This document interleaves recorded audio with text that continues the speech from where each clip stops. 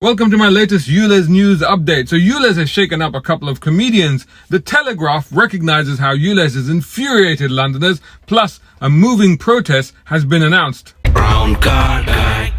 So ulez is finally gaining some mainstream traction, it seems. No less than comedians Dick and Dom. Who? Well, they were really big on children's television back in the 90s and 2000s. Anyway, on their Twitter feed, these guys have voiced concerns about the ulez expansion coming in August this year to cover the whole of Greater London. They do kids comedy, but they're not seeing the funny side of ulez. In fact, they sounded pretty serious when they tweeted a question about the ulez expansion. What is an old lady on state pension with a non-compliant car supposed to do? Or a trader with a work van who can't afford to change? Or a single mum who can't make ends meet due to energy and food increases? How can they just buy a new car? Well, being celebs, TfL actually replied, but with the usual spiel about 9 out of 10 cars comply with ulez, which, as we now know, and as I covered in my previous video, is not true.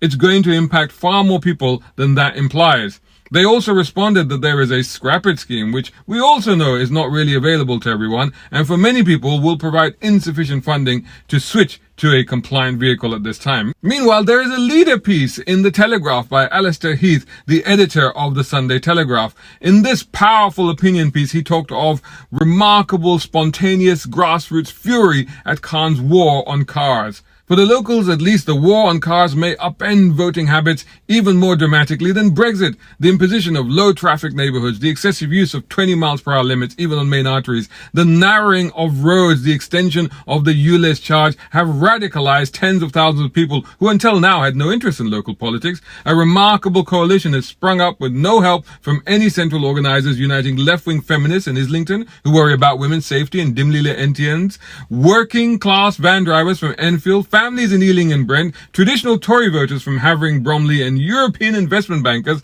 in southwest London. The public is having a debate that the establishment didn't want it to have. Many anti-LTN and anti-ulez campaigners are Labour or Lib Dem voters. Plenty are Remainers. Most would happily back any party that pledged to reverse the war on cars. Some suburbanites didn't even realise they lived in Greater London. Their postal addresses still include historic county names such as Middlesex, Herts, Essex, Kent, or Surrey. But ulez has woken them up with a jolt. The mayor's besmirching of all protesters as far right has backfired. All of this is very true. However, from comments and posts that I've seen across several social media pages and groups, it still feels like there's too much complacency. So many Londoners still believe that it won't affect them because they already own a ulez compliant car, not realizing that the knock-on effect of the ulez charge is far-reaching. These range from the delivery costs of goods to prices for services such as from plumbers, electricians, builders, gardeners and handymen who come from out of London in their non-compliant diesel vans. All of them will have to pass on the additional cost to you, the end user. This means that even if you have a compliant car, ulez will indirectly hit you. Businesses have or are on the verge of closing, which further hurts the economy and takes away jobs. Meanwhile, care workers will struggle to get around. Doctors and nurses can't afford to commute to hospitals and clinics.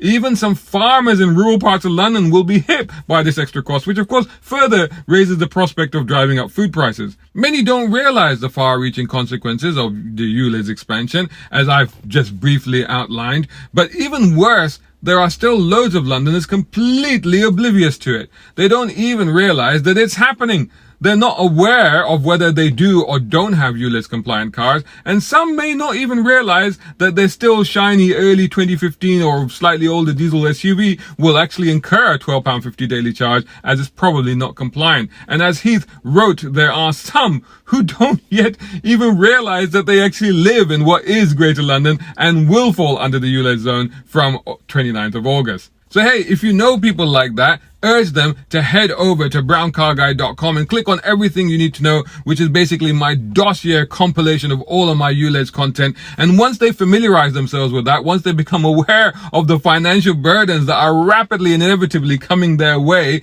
whilst they're still reeling, shell-shocked at the current skyrocketing inflation, which is rising energy and water bills, increased council and car tax, higher cost of travel on public transport, and much, much more. When all of that sinks in, they might want to go and join the Action Against ulez Facebook groups. And don't forget, the big protest at Trafalgar Square on Saturday, 15th of April from 12 p.m. to 3 p.m. There are several other more local protests going on, and again, these Facebook groups are the best place to find out about them. You know, several people have been asking me if there's going to be any kind of motoring convoy type of protest. And yes, that's also now happening on Wednesday, 3rd of May. Head over to Stop Ulez-Convoy Facebook page. The convoy will head down the M1 onto the A5 and into central London, doing a lap of Trafalgar Square and Parliament Square before passing BBC Broadcasting House and ending up at Television Centre in White City.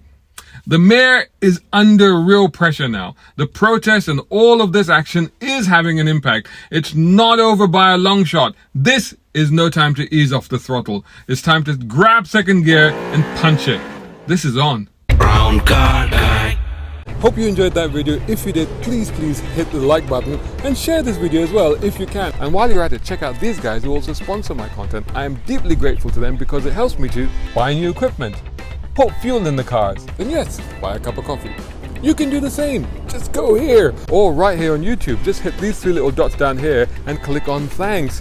Make sure you're signed in first. My content is free, but this is how you can help me keep it that way. I may even send you a gift. Oh, by the way, watch this next.